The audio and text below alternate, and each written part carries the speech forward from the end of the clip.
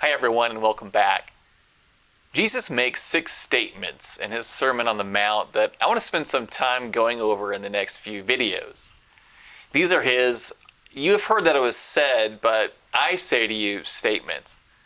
And in these verses, Jesus addresses the topics of things like anger, lust, divorce, truth-telling, retaliation, and loving one's enemies. Now, these are topics that we all go through or have experienced or at least have been affected by in some way. Unfortunately, what Jesus has to say about these important topics seems to be widely misunderstood. A lot of people seem to think that Jesus is giving new laws to his followers here. However, Jesus refutes that thinking when he says in Matthew 5, verses 17 through 20, "Do not think that I have come to abolish the law or the prophets.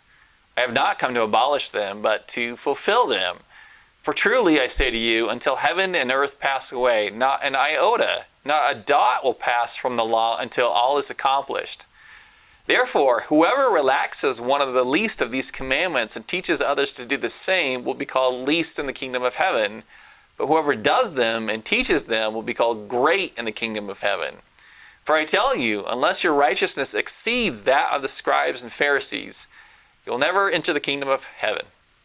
So instead of giving new law, Jesus is rather teaching that the people had not lived up to the demands of the law like they thought they had. He's going to refute the wrong interpretation of the law in this section that's been taught by the scribes and the Pharisees. So let's keep this in mind as we discuss Matthew 5:21, where Jesus begins to address the topic of anger. In Matthew 5:21, Jesus said, "You've heard that it was said to those of old, 'You shall not murder, and whoever murders will be liable to judgment.'" When we run up against some teaching that's particularly hard or difficult, it's really tempting to try and lower the bar of that teaching to a level that we can achieve. Such is the case with anger.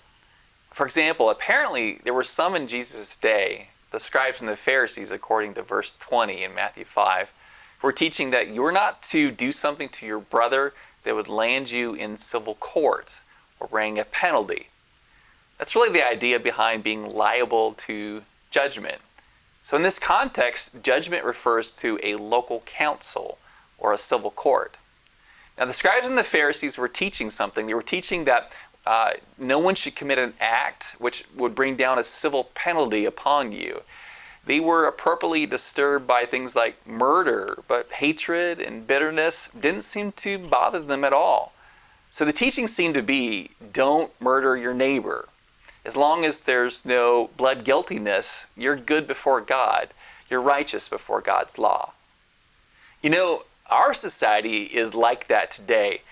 The standard of our culture seems to be just stay out of the court system, don't go to jail, and you're a good person. So that was the worldly teaching of Jesus' day, and not much has changed after all of these years. Jesus comes along and says in verse 22, "But I say to you that everyone who is angry with his brother will be liable to judgment. Whoever insults his brother will be liable to the council, and whoever says, 'You fool,' will be liable to the hell of fire." Talk about raising the bar. Followers of Jesus are not to merely keep from assaulting and murdering each other. Jesus says if we're angry with our brother, we are liable to the judgment. In other words, Jesus equates anger, hate, and bitterness with murder. John reflects this teaching in 1 John 3, verse 15, where he says, "Everyone who hates his brother is a murderer, and you know that no murderer has eternal life abiding in him." Jesus also discusses the fruit of anger in verse 22. Verbally insult your brother, call him "you fool," you're just as liable before God. You see, the scribes and the Pharisees had lowered the bar to don't murder anyone, and Jesus raises it back up again by telling us not to be angry with or insult your brother. Jesus' concern is that we don't nourish an anger that cherishes resentment and bitterness and refuses to forgive. As kingdom citizens, we're not allowed to have a selfish or malicious response. Anger often desires to harm another person, and our words are often how we do it. He then gives solutions to relationship problems and indicates the seriousness of these situations. Look at verses 23 through 26 with me. Here Jesus says, "So if you are offering your gift at the altar and there remember that your brother has something against you, leave your gift there before the altar and go. First be reconciled to your brother and then come and offer your gift. Come to terms quickly with your accuser while you're going with him to court, lest your accuser hand you over to the judge and the judge to the guard and you be put in prison. Truly I say to you, you'll never get out until you've paid the last penny." Imagine traveling a great distance to worship at the temple. Perhaps you've come from the city of Capernaum to Jerusalem, which is about 7 days' journey on foot. It's about a week to travel there. Suddenly remember that you've wronged your brother, and therefore your brother has something against you. That's really the context of Jesus' teaching. In this scenario, you're guilty. You're not just misunderstood, you're guilty. So the brother who has something against you would be the person that you've been angry with, and that anger turned into bitterness and frustration, which in turn turned into words that were said and just thrown like knives out of your mouth. You've done something, you've said something harmful, and you've not resolved that situation with him. That's the scenario here that Jesus describes. How serious is it? Well, if this were a court, you would stand guilty as the accused and be liable to the brother whom you've harmed. So what's the solution? Come to terms quickly with your accuser. Don't wait until you come to the heavenly courtroom. Don't wait until you stand in judgment before God, because by then it'll be too late. On that day, the judge will find you guilty of unrepentant sin and hand you over to the guard, and you'll be thrown into the prison of hell. So, yes, this is a serious situation.